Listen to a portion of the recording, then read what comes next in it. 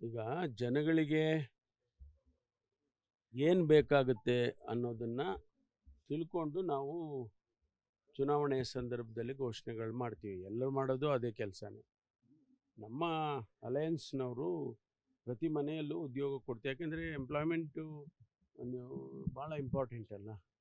ಈಗ ನಿರುದ್ಯೋಗದ ಸಮಸ್ಯೆ ಭಾಳ ಕಾಡ್ತಾ ಇದೆ ಎಲ್ಲ ಕಡೆಯೂ. ಯೂತ್ಸ್ಗೆ ಉದ್ಯೋಗ ಸಿಗ್ತಿಲ್ಲ ಅನ್ನೋದು ಒಂದು ದೊಡ್ಡ ಪ್ರಶ್ನೆ. ಅದ್ರ ಬಗ್ಗೆ ಅದಕ್ಕೆ ಅದು ಮ್ಯಾನಿಫೆಸ್ಟೋನಲ್ಲಿ ಮಾಡಬೇಕು ಅಂತ ಹೇಳಿದ್ದಾರೆ. 3 ಕೋಟಿಯಷ್ಟು ಕುಟುಂಬ ಇದೆ ಸರ್ ಬಿಹಾರದಲ್ಲಿ. ಅಷ್ಟು ಉದ್ಯೋಗ ಸೃಷ್ಟಿ ಮಾಡೋಕ್ಕಾಗಲ್ಲ. ಇಲ್ಲ, ಹಂತವಾಗಿ ಮಾಡ್ತಾರೆ.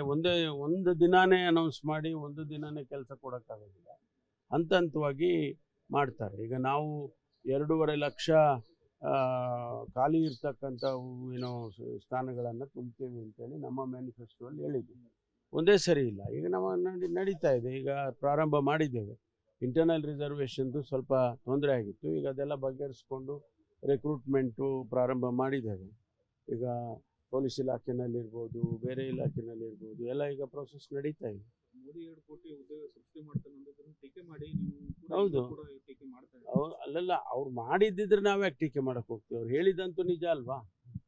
ಹೇಳಿದ್ದಂತೂ ನಿಜ. ಅವರ ಚುನಾವಣೆ ಸಂದರ್ಭದಲ್ಲಿ ಅದನ್ನು ಮಾಡಿಬಿಟ್ಟಿದ್ರೆ ಯಾರು ಕೇಳ್ತಾ ಇದ್ರು? They would have appreciated. ಹೌದಪ್ಪ, ನೀವು ಹೇಳಿದ್ದೀರಿ, ಮಾಡಿದೆ. ಈಗ ನಾವು 5 ಗ್ಯಾರಂಟಿ ಕೊಡ್ತೀವಿ ಅಂತ ಹೇಳಿದ್ವಿ, ನಾವು ಮಾಡಿದ್ದೀವಿ.